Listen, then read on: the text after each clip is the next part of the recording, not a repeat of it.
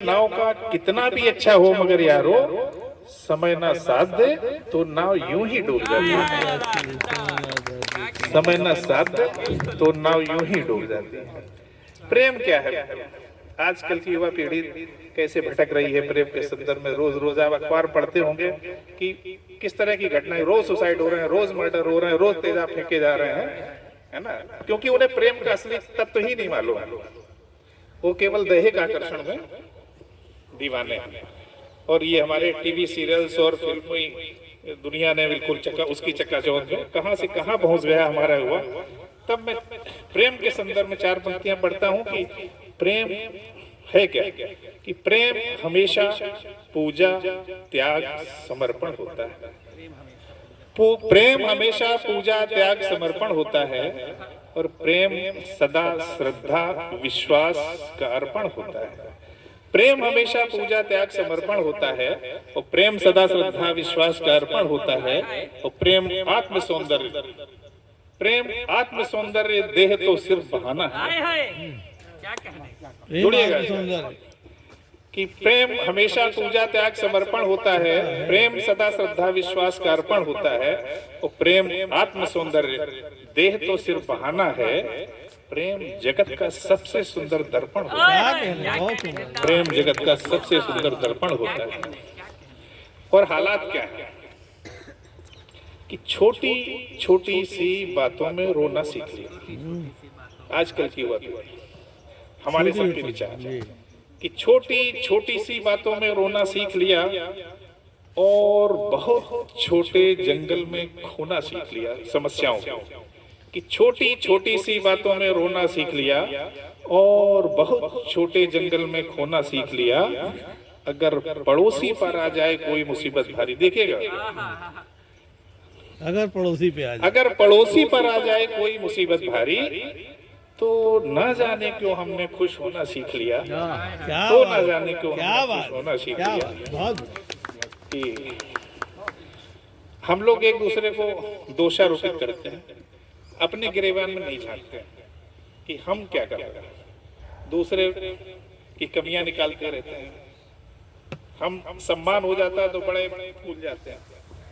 तब चार पंक्तियां निवेदित करता हूं कि एक बात कहते हुए कि नियम कितने किए पालन, बचा ईमान कितना। बहुत अच्छा सुन रहे हैं आप लोग, इसलिए सुनाने का मन हो रहा है कि नियम कितने किए पालन, बचा ईमान कितना है। अपने अपने अंदर देखिएगा कि नियम कितने किए पालन, बचा ईमान कितना है। नहीं देखो कि तुमने पालिया सम्मान कितना है। वो दिखाई दे अगर तो सिर्फ इतना देख लेना तुम। दिखाई दे अगर तो सिर्फ इतना देख लेना तुम कि हिस्सा जिंदगी का हो चुका बेईमान कितना। क्या कह रहे हैं, क्या कह रहे हैं? दिखाई दे अगर तो सिर्फ इतना देख लेना तुम कि हिस्सा जिंदगी का हो चुका बेईमान कितना है। चूंकि समय काफी हो रहा है, काफी लोग हैं अभी पढ़ने के लिए, एक दो मुक्तक और पढ़ के, चूंकि मुक्तकों की मेरी पहचान है। अब गीत पढ़ूं या गजल पढ़ूं, लिखता सब हूं, लेकिन छंद भी लिखता हूं। लेकिन दो मुक्तक और पढ़ के विराम देता हूं अपनी वाणी को कि हम आप ये समझ लीजिए कि जैसे हिंदू, मुस्लिम, सिख, ईसाई कोई भी हो, आप ज्यादातर देखा होगा कि जैसे दंगे होते हैं। एक शायर है, एक कवि है, हम लोग बहुत अच्छी मित्रता है, बहुत अच्छे आपस में विचार रोज उठते बैठते हैं। लेकिन जब कभी दंगे हो जाते हैं, हिंदू मुस्लिम दंगे, उस समय हम लोग एक दूसरे को किस निगाह से देखते हैं। ठीक उस संदर्भ में चार पंक्तियां कि मैं देख रहा हूं बदला सा अंदाज तुम्हारी आंखों में। मैं देख रहा हूं बदला सा अंदाज तुम्हारी आंखों में। धुंधला धुंधला सा दिखता है एक बाज तुम्हारी आंखों में। बात का जवाब नहीं है। वाह। मैं देख रहा हूं बदला सा अंदाज तुम्हारी आंखों में। धुंधला धुंधला सा दिखता है एक बाज तुम्हारी आंखों में। और कुछ गतिविधियां संदिग्ध सी हमको लगती हैं, न जाने क्यों। कुछ गतिविधियां संदिग्ध सी हमको लगती हैं, न जाने क्यों।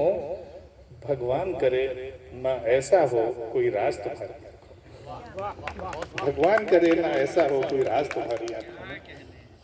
और चार पंक्तियां निवेदित करते हुए आप सबसे निवेदन करते हुए अपनी वाणी को विराम देता हूं कि कभी फुर्सत जो मिल जाए तो इतना काम कर लेना, कभी फुर्सत जो मिल जाए तो इतना काम कर लेना, निपट एकांत में कुछ क्षण सुखद विश्राम कर लेना। कभी फुर्सत जो मिल जाए तो इतना काम कर लेना, निपट एकांत में कुछ क्षण सुखद विश्राम कर लेना। जिसे भी मानते हो तुम, ईश्वर अल्लाह गॉड प्रभु, कि जिसे भी मानते हो तुम उसी को ध्यान में रखकर जगत कल्याण की मृदु भावना निष्काम कर लेना, जगत कल्याण की मृदु भावना निष्काम कर लेना। बहुत बहुत शुक्रिया, बहुत बहुत धन्यवाद। आप सबने बहुत अच्छा सुना। आप एक बार जोरदार तालियां आप सभी के लिए। आइए मैं